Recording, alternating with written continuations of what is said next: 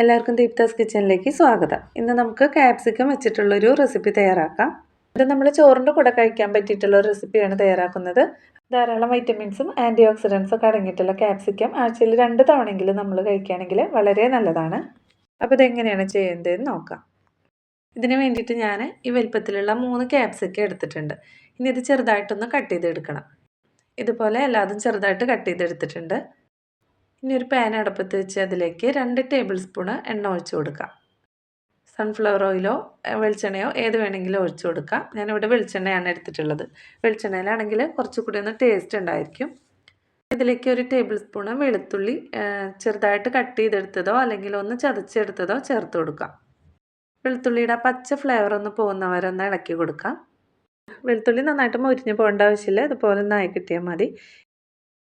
ഇനി ഇതിലേക്ക് 2 മീഡിയം സൈസിലുള്ള സബോള നീളത്തിൽ കട്ട് ചെയ്തതും കൂടി ചേർക്കാം.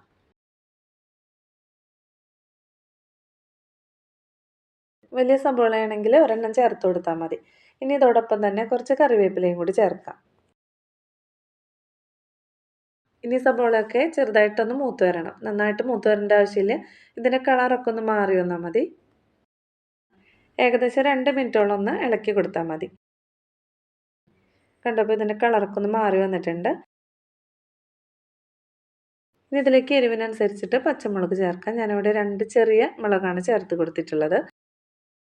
ഇനി ചേർത്ത് കൊടുക്കുന്നത് മുളക് പൊടിയാണ്. 1/2 ടീസ്പൂൺ മുളക് പൊടി ചേർക്കുന്നുണ്ട്. പിന്നെ 1/4 ടീസ്പൂൺ മഞ്ഞൾപ്പൊടിയും കൂടി ചേർത്ത് കൊടുത്തിട്ടുണ്ട്.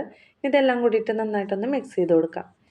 ഈ പൊടികളുടെ പച്ചമണമൊക്കെ ഒന്ന് മാറിപ്പോകുന്നവരെ ഏകദേശം 1 മിനിറ്റോളം ഒന്ന് ഇളക്കി കൊടുത്താൽ മതി. നമ്മളിതിലേക്ക് വേറെ മസാലകളൊന്നും ചേർത്ത് കൊടുക്കുന്നില്ല. ഇങ്ങനെ ചെയ്യുകയാണെങ്കിൽ ചോറിൻ്റെ കൂടെ ഇത് നല്ല ടേസ്റ്റ് ആയിട്ടുള്ളൊരു കറിയാണ്. ഇനി ഇതിലേക്ക് നമുക്ക് ക്യാപ്സിക്കം ചേർക്കാം. ഇതോടൊപ്പം ഇതിലേക്ക് ആവശ്യത്തിനുള്ള ഉപ്പും കൂടി ചേർക്കാം. 1/2 ടീസ്പൂൺ ഉപ്പ് ഞാൻ ചേർത്ത് കൊടുത്തിട്ടുണ്ട്. ആദ്യം ഇതെല്ലാം കൂടിയിട്ട് നന്നായിട്ടൊന്ന് മിക്സ് ചെയ്തെടുക്കാം. ഇനി നമ്മൾ വേണ്ടത് ഹൈ ഫ്ലെയിമിൽ വെച്ചിട്ട് 2 മിനിറ്റ് ഒന്ന് നന്നായിട്ട് ഇളക്കി കൊടുക്കണം. 2 മിനിറ്റോളം ഹൈ ഫ്ലെയിമിൽ വെച്ചിട്ട് നന്നായിട്ട് ഇളക്കി കൊടുത്തതിന് ശേഷം കുറച്ച് വെള്ളം ഇതിലേക്ക് ഒഴിച്ചു കൊടുക്കാം. 1 ടേബിൾ സ്പൂണോളം വെള്ളം മാത്രമേ ഒഴിച്ചു കൊടുക്കാനായിട്ട് പാടുള്ളൂ. ഇതെല്ലാം കൂടിയിട്ടൊന്ന് യോജിക്കാൻ വേണ്ടിയിട്ടുള്ള അത്രയും വെള്ളം മാത്രം മതി. ഇനി ഇത് നമുക്ക് മൂടി വെച്ചിട്ടൊന്ന് വേവിച്ചെടുക്കാം. ഇതിനധികം വേവൊന്നുമില്ല, പെട്ടെന്ന് തന്നെ ഇത് നന്നായിട്ടൊന്ന് വാടി കിട്ടും. അത്രേ ഇതിൻ്റെ ആവശ്യമുള്ളൂ. ഇപ്പം ഞാനിത് 1 മിനിറ്റ് ഒന്ന് മൂടി വെച്ചിട്ട് ഒന്ന് തുറന്ന് കൊടുത്തിട്ട് ഇളക്കി കൊടുക്കുകയാണ്. ഇതുപോലെ 1 മിനിറ്റും കൂടി ഒന്ന് മൂടി വെച്ച് കൊടുത്താൽ മതി. അപ്പോഴേക്കും ഇത് പാകത്തിന് വെന്തിട്ടുണ്ടാവും. ഇപ്പോൾ ഇത് കറക്റ്റ് വെന്തിട്ടുണ്ട്. ഇനി തുറന്ന് വെച്ചിട്ട് ഇതിൽ വെള്ളം ഒന്ന് വറ്റിച്ചെടുക്കുകയാണെങ്കിൽ അങ്ങനെ ചെയ്യാം. അല്ലെങ്കിൽ ഇതുപോലെ തന്നെ നമുക്ക് സെർവ് ചെയ്യാവുന്നതാണ്.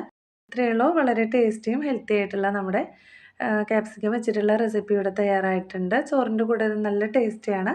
അപ്പോൾ നിങ്ങളിത് എല്ലാവരും ഒന്ന് ട്രൈ ചെയ്ത് നോക്കണം. ഈ ഒരു വീഡിയോ ഇഷ്ടപ്പെടുകയാണെങ്കിൽ ലൈക്ക് ചെയ്യാനും സബ്സ്ക്രൈബ് ചെയ്യാനും മറക്കരുത്. പിന്നെ ഷെയർ ചെയ്യാനും നിങ്ങളുടെ അഭിപ്രായങ്ങളൊക്കെ കമൻറ്റിലൂടെ അറിയിക്കാനും മറക്കരുത്. വീണ്ടും അടുത്തൊരു വീഡിയോ ആയിട്ട് കാണാം. താങ്ക്